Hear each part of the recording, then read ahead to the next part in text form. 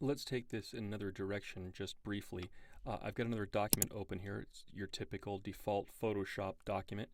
And let's play with some of these things here. Let's go to create some rectangles. Now, I'm not going to stop while I'm speaking, so I expect you to stop periodically, go over to Photoshop, and try some of these things out. So whenever you start to create a new marching ant selection, the old one goes away. Okay? But that's not all we can do. We can add to our selection. So let's say we've got this region started, and then we'll add to this. Now I'm holding down the Shift key, and that's how you add. So you can add to your selection area. So all I'm doing is holding down Shift, and look at this. I can even put shapes together, connect shapes.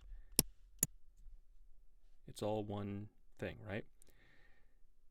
And the neat thing about this is, let me go into my brush tool for a minute, this is all considered one selection. It may have different regions going on here, but it's basically all one selection. So like I did before, I can draw in this area, and once I go outside, of course, there's no mark.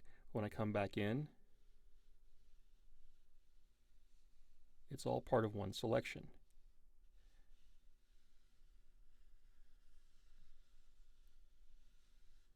And by the way, this is kind of a fun way to make some art too. Okay, if you recall from earlier movies, I like to use this guy, the Command D, rather than using anything else to get rid of marching ants. It's just handy because I can have two hands working, one hand on the mouse, one hand on the keyboard. So Command D gets rid of that, and we're left with some art. Okay, here's another keyboard shortcut. This is going to rapidly clean my screen. Command Delete. Now on the Windows side, that would be Control Backspace. Here in Mac land, it's Command Delete. Okay, so let's go back to play with this thing for a second. So we did some addition by holding down the Shift key. We can do some subtraction by holding down the Option key, or on Windows, it's the Alt key. So now we can cut holes into our shapes just by holding down Alt and clicking along. I can always go back to Shift and add more.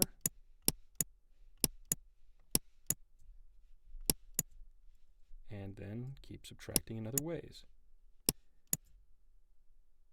Right? Deselect. Now, the neat thing about some of this stuff is that you can add and subtract different shapes. Now, by the way, here's the elliptical marquee tool. So this behaves a little bit differently, obviously, because it's a different shape. But the same keys apply. Plus sign adds. The subtract is using the Option key or Alt, and I can basically make great big cookie bites out of this. Or I suppose I could be making Swiss cheese. But the same rules apply. Plus is using the Shift key and adding.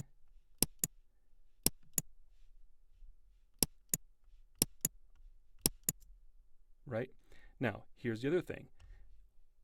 You're not limited to just using those tools. Let's say I go back to the rectangular marquee while these things are on the screen.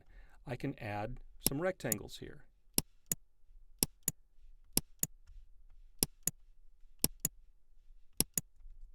And subtract some things as well. I can subtract some rectangles from the circular shapes.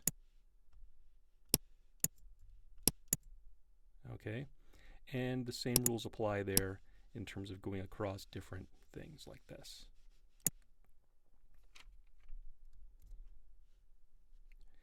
Essentially, when you create a selection, you're creating a mask, or graffiti artists or airbrush artists would call them friskets. It's the same basic thing.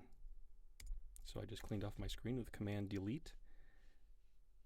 Okay, notice, I know we've gone over this before, but two of these tools have the letter M attached to them, so that's your keyboard shortcut. The single row and single column marquee, I'll show you what one does. It's just one big horizontal column that's only 1 pixel wide. I doubt you'll ever use these two things. I used them once in my career, and that was really just to try them out. So that was it. And that's probably why they don't have a keyboard shortcut attached to them, because, you know, Adobe knows you'll probably won't use them.